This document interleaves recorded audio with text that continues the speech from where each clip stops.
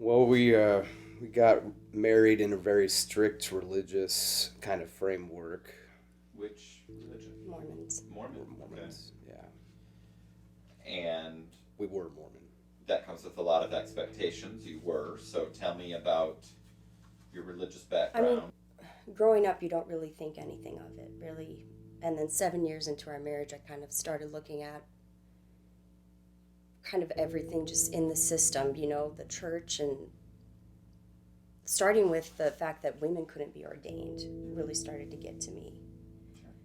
And I took a deeper dive into the history of Mormonism and just the polygamy there and the overt sexism with that.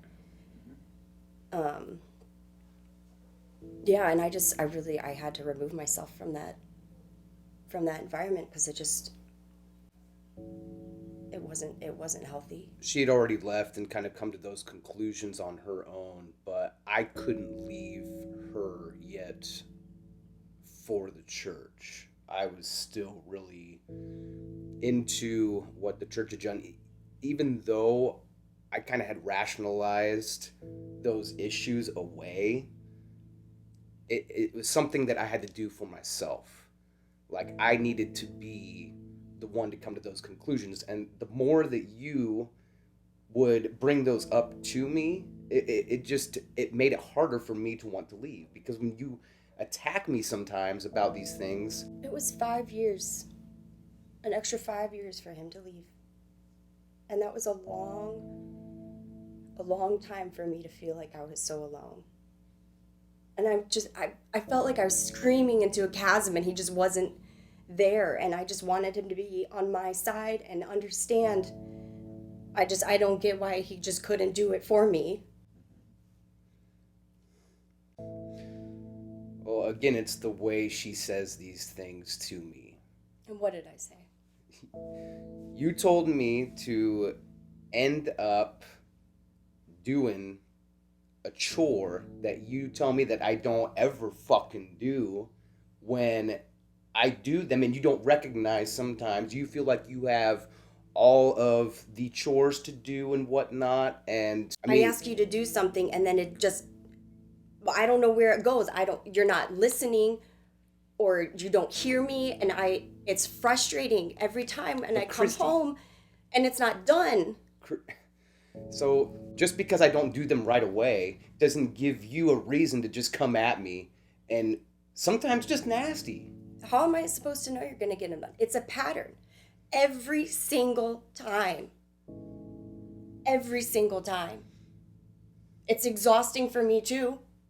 Like I don't work. I'm not tired. There's a lot that happens in people's weeks that you just don't think about. You just don't think about it. It's all my Well, fault. because, Christy, you're not listening to me. You're not listening. That's not what I'm talking about. What I'm talking about is us having a drink at an early hour and then it escalates. It escalates. So, say, when you can have wine hour, I can't have a beer sometimes before we get the chores done? Yeah, I really don't know. We're at this point and Brock's about to be, 30, 35? I'm going to be 32 soon. And it's so hard to be asking these questions now. Like, who are we? What are we? What is our foundation? It just feels like our life is backwards now and I don't know how to get back. I don't know how to get back to it.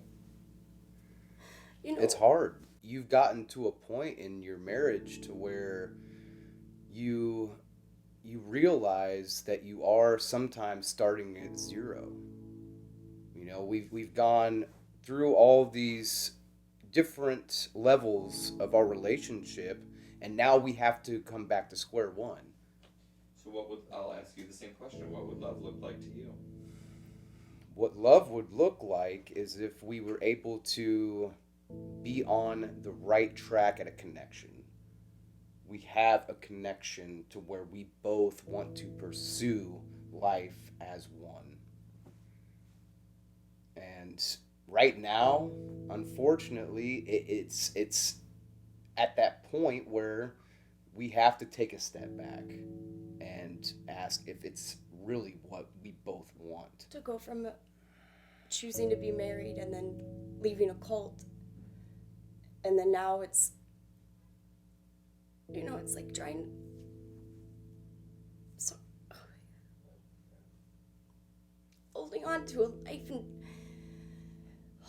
trying to put these pieces back together with a life that I don't even recognize, that doesn't feel genuine to me, and I don't know how we build on